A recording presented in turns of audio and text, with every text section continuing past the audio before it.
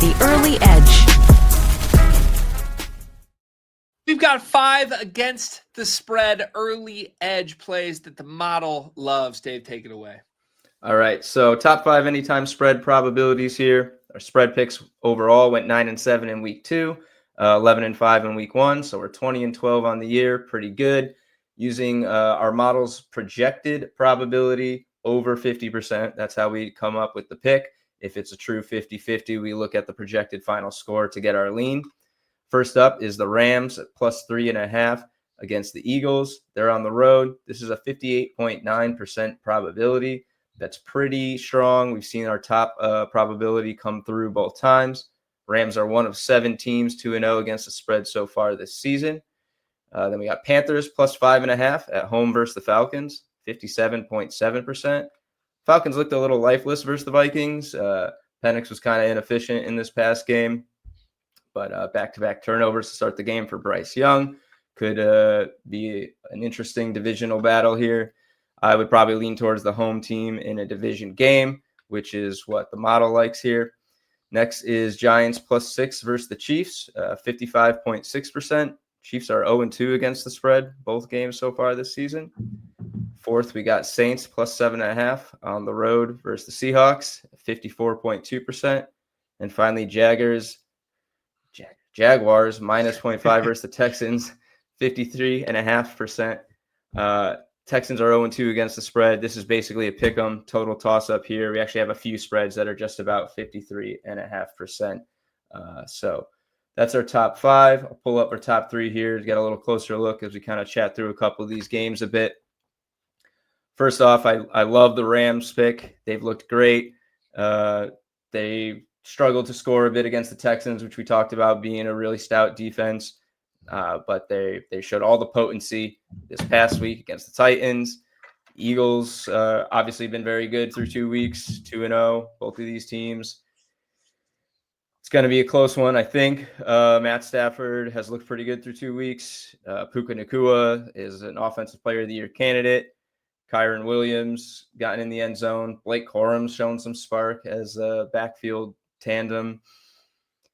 It's tough to fade the Eagles after what we've seen. They did let the Cowboys hang around, though, and as minus 1.5 favorites, they beat the Chiefs and covered, but it was, only a 3-point game, I believe. Yeah, I buy the Rams love for sure. I'm not surprised whatsoever. The only surprise would just be loving it that much against a team as good as the Eagles. I mean, anytime I see the Eagles on the other end of a value play early in the week, it gives me just a little pause, the same way it used to with the Chiefs. I'll use that as a quick segue into maybe my biggest surprise from these early values for me. The model thinks the Chiefs are dead. I mean, we talked about it in the preseason episode where it showed no value whatsoever on betting Chiefs futures. It was the most mispriced possible thing you could bet before the season began. And I think we agreed with it on paper, but even agreeing with it at the beginning of the season just meant, okay, maybe they're not a top 3 Super Bowl contender. They're still like a top 8 or 9 team in the league.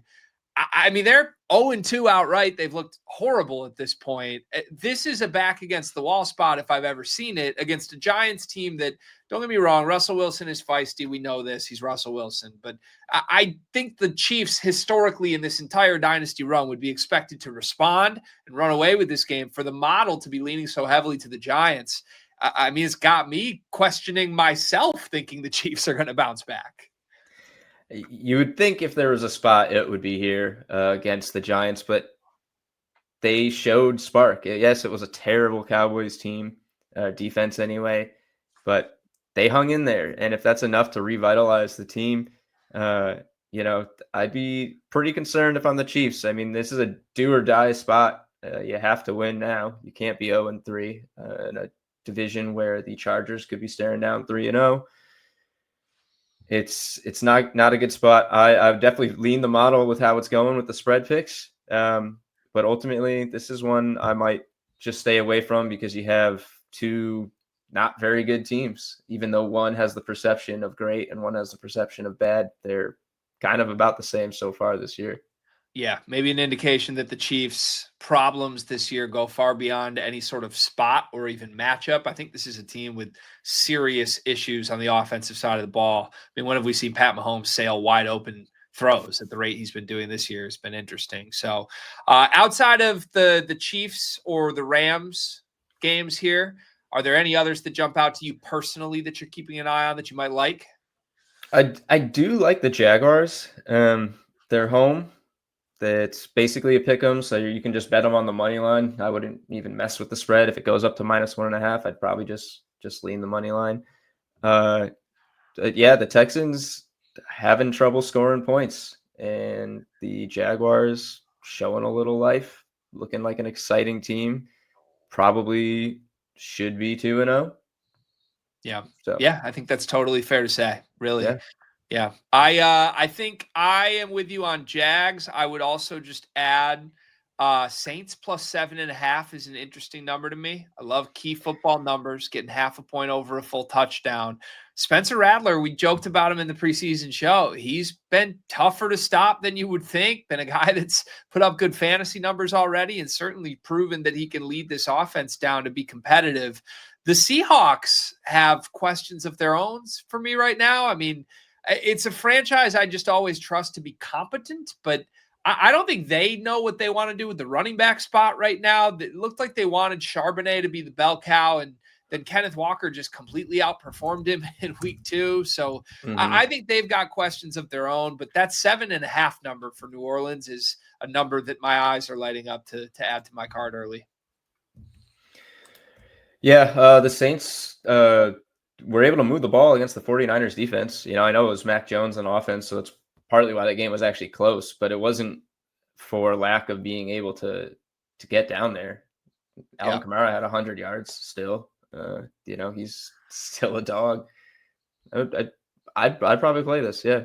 Yeah, still doing his thing, that's for sure. All right. Well, right now we have 14 early value game lines across money lines, spreads, totals. 4 of those are considered high value. Those are the ones that we've just mentioned.